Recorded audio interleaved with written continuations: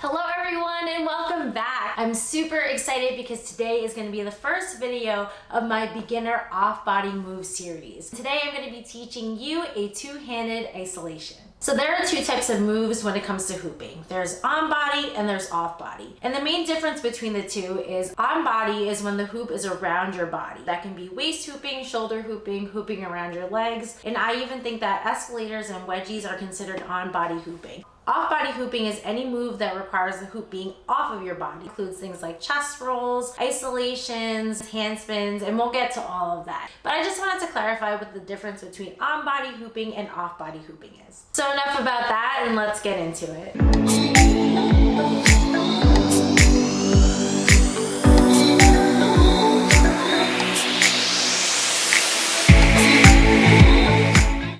Are a really pretty move. It gives the illusion that the hoop is floating in space. So it's a really pretty move for people who are watching you face on. And in my opinion, I feel that isolations are very meditating. So I love incorporating these moves when it comes to my flow, as it really allows me to enter my flow state. So as I'm doing this move, I'm going to be speaking in terms of your perspective. And what I mean by that, it's going to be your 12, your 6, your 9, and your 3 o'clock. And also in terms of counterclockwise and clockwise. So the hula hoop that I'm going to be using is a 29-inch 5/8 hula hoop. And you can see that it has 4 different sections, which I think will be really helpful for you to understand the idea of an isolation. Have your hula hoop out in front of you just like this. And just be mindful of these 4 points that you have created here. So there's one on top, one on bottom, and one on each side. Take your dominant hand, I'm going to be using my right hand, and I'm going to place it on the bottom of the hoop. The idea of an isolation is to have the move look like as if it's floating. So you don't want it to be moving side to side like this, up and down, or going wobbly. What you're going to want to do is keep it in this single plane right here. Take your dominant hand and you're going to move it in a clockwise direction. So what I mean by that is tracing your hand all the way around this plane that you have created. And you're going to be feeling it in your shoulder, and you're going to be using your whole arm to do the movement.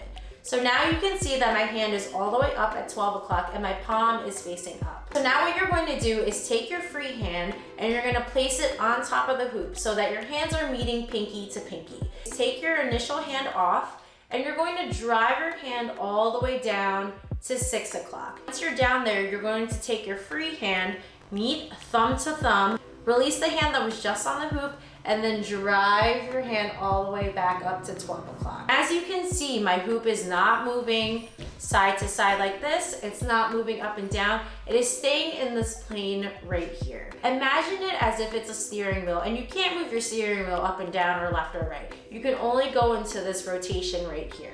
And as you're doing this move, be mindful of that fixed axis right here. Have your dominant hand on the bottom of the hoop and drive your hand all the way up. You can see my full arm is doing the motion. Start to feel some tension in your shoulder, and that's good. That's what you want to feel. And the hoop is staying in this plane right here. Once you're at that top point where you feel like you can't really turn anymore, that's when you're going to take your opposite hand and meet your hands together, pinky to pinky. Remove your initial hand and then drive the hand back down. I see a lot of people doing this, which is a move too, but that is not an isolation. You can see that I'm staying within the frame that you've created with your hula hoop. So the hula hoop looks like it's floating, it's very pleasing, and I find them very meditative, like I said before.